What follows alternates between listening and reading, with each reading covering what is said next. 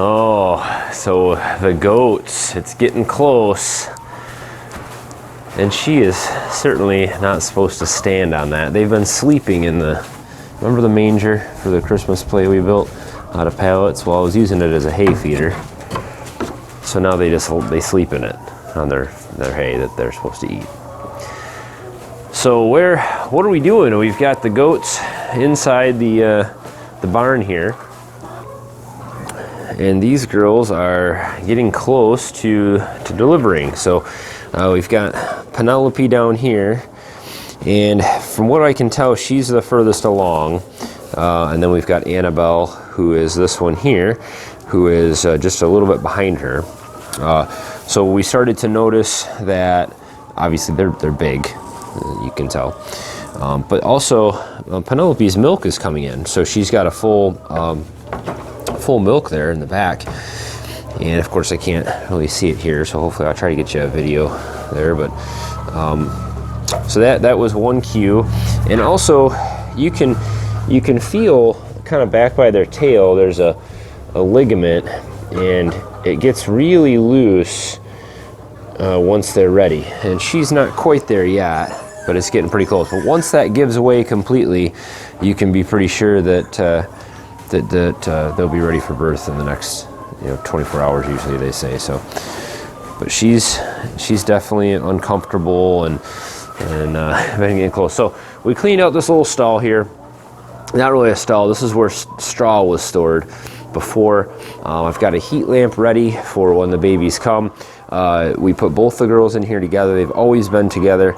The previous owner has had them together forever. They actually birthed together before, and so we're gonna go that route again. This is kind of a small space. We actually had come down and I had cleaned out, and I did a whole other video on this, I never posted it, but I cleaned out this other stall down here, got it all ready for them, and they were in here, but it was just too cold and open. There's no door here.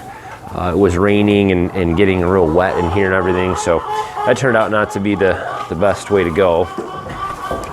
Got our pigs in here.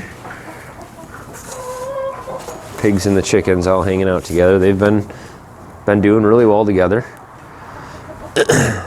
And some of the chickens sleep in here with the pigs every day, and some of them, most of them go to the coop, but not all of them. What I found is interesting that the chickens will nest up somewhere like back in the corner or something. They'll find a nice little spot to nest, and they'll oh, like this one right here. This one's laying an egg, I bet you, right over there. And that's why she's not moving. So she'll lay an egg, and then as soon as she's done, she'll get up, and the pigs will run over there and eat it. So we've got some chickens that just basically feed our pigs, but that's okay. So I just wanted to give you guys a quick update. This isn't going to be a real long video.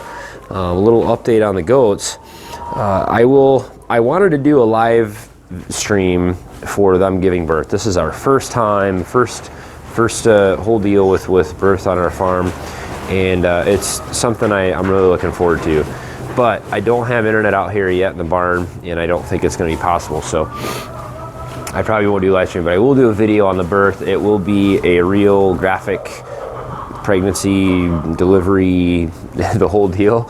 So if you can stomach it, go ahead and watch. If not, well, don't watch.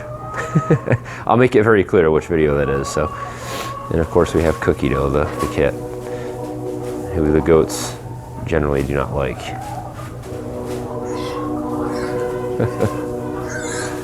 They usually try to headbutt him.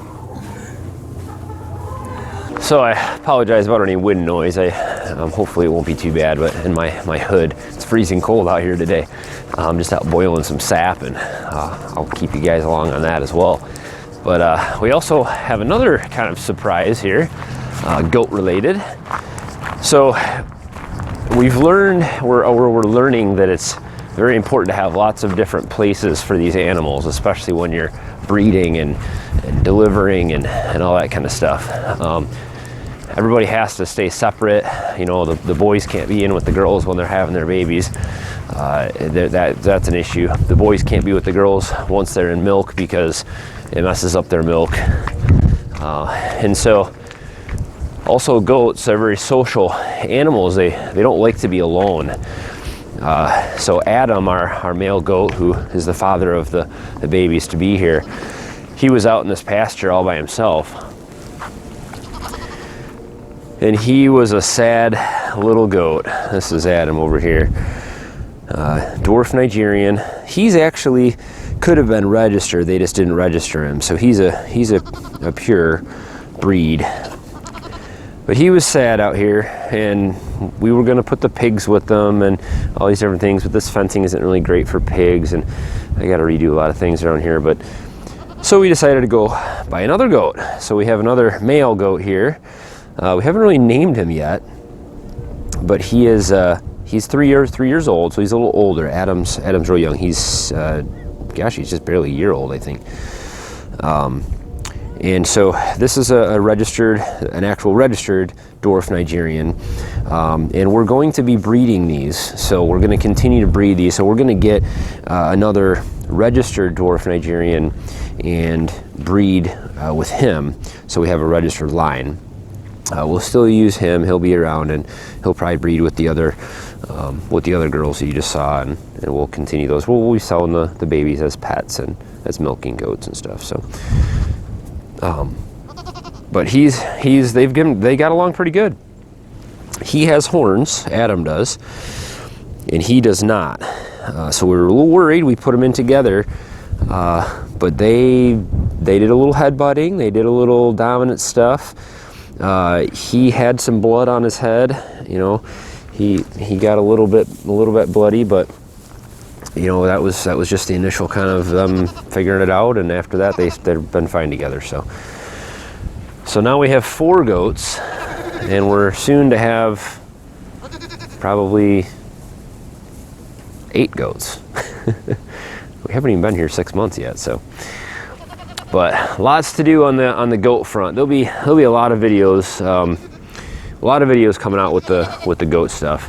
I've got this watering deal here that I'll talk about at another time.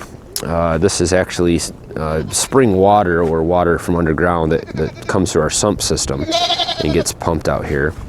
And this has been their water source. It's fresh water right out of the ground. But I'm going to clean this up and make some dividing the pastures off a little bit. I'm putting goat fencing in. This is not good fencing for goats. This stuff here, not good. I don't like woven wire, but with goats you got to use it.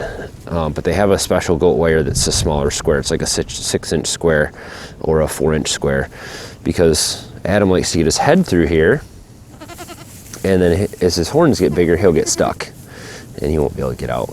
Right now he figures it out, but see, watch. No, he won't go. But so I got to re-fence all these paddocks, and over here, you know, we've got to separate all this out. I've got to redo fencing, so we've got a lot of fencing stuff coming up. But baby goats coming soon. So I know this was a lot of talking, but I just wanted to, I know a few people have asked about the goats, and so I wanted to kind of give an update on that. But we're pretty geeked about having a bunch of baby goats running around here. It's March in Michigan. Weather's going to start warming up. It's going to be a great time for them to have their babies and raise them up over, you know, spring and summer. So and then we'll be milking. We'll be out here milking goats. Probably, I don't know when we'll start milking. Probably May or June, we'll be ready to be milking the goats every day. And so we'll have all kinds of stuff coming up with that. We're gonna use that milk for a lot more than just drinking. We'll be making a lot of things with it as well, if all goes well. So a lot of experimentation. But if you guys have questions or comments about the goat stuff, I'd love to hear it. What do you guys want to see? What do you guys want to know? Do you care? Do you not care? Whatever you guys have, I'd love to hear about it. Hit thumbs up on the video, guys, as always. Thanks for watching. Have a good one.